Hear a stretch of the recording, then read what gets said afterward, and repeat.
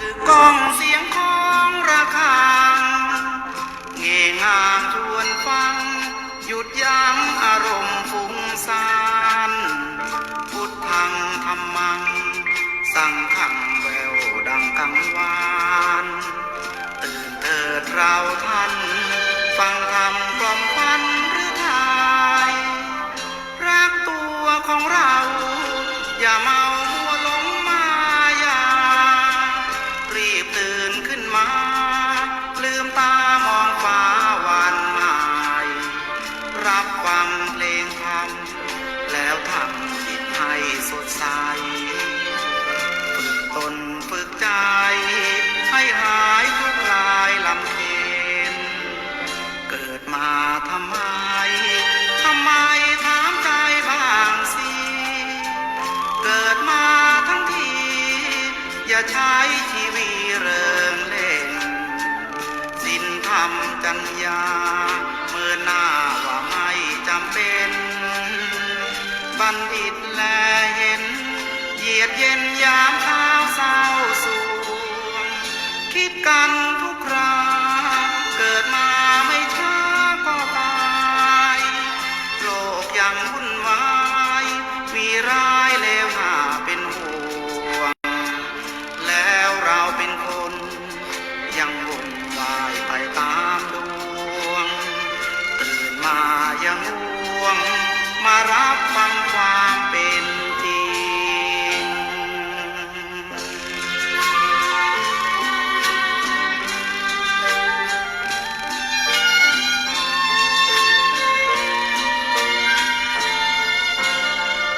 คิดกันทุกครา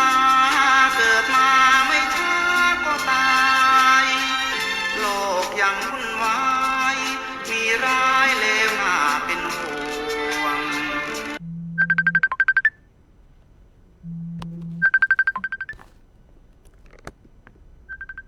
กำลังจัดรายการอยู่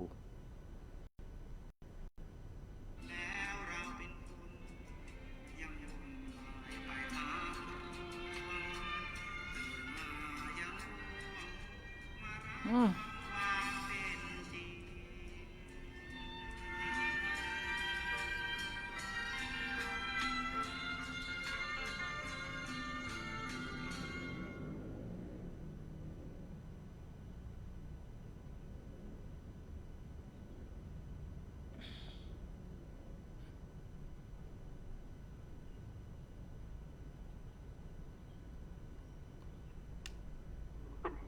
รูปที่ยืนขึ้นนั้นเป็นฝัน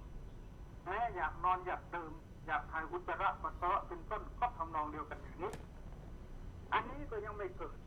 ถึงอย่างนี้พอไปถึงอย่างที่สามสัมมสนญาณบางทีก็พิจารณารูปนามทางทวารทั้งห้าเป็นอันใจใจรักคือนิจจังทุกขังอนัตตา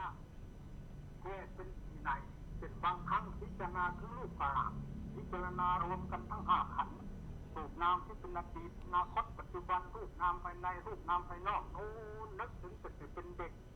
ไปวิ่งเล่นอยู่ที่ไหนรูปเป็นเด็กตายว่าก็เกิดเป็นพ่อคนแม่คนเป็นหนุ่มเป็นสาว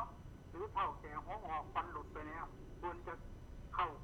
โรงแล้วกลับบ้านเก่าแล้วนึกภาพเก่าๆตายเป็นโมดอย่างนี้ก็เรียกว่ากะลาทุกกะลาปะสำหรับสนาไหนนึกถึงการไกลใจตั้งแต่เป็นเด็กจนมาถึงเป็นผู้ใหญ่อันนี้ก็ใช่เป็นอัฏฐานะสมรรถนะไหนแล้วแต่สันตินึกถึงความสุขต่อว่านี่ร้อนเดี๋ยวนี้เย็นหายไปร้อนเกิดขึ้นเหล่านี้ก็ใช่หรือทุกขณะลมหายใจเข้าออกเราพิจารณาอย่างนี้ก็อยู่ในจินตญาณถึงขนาดนี้ก็ยังไม่เคยเกิดยังอ่อนอยู่ทีนี้เมื่อสติสมาธิแก่กล้าขึ้นแล้วต่อไปจะอาจจะเกิดขึ้นแล้วส่วนใกล้แล้วเมื่อจิตการพิจารณารูปนามโดยอุบายอย่างนี้เรียกว่าเราเห็นปัจจัยรักอนิจจังทุกขัง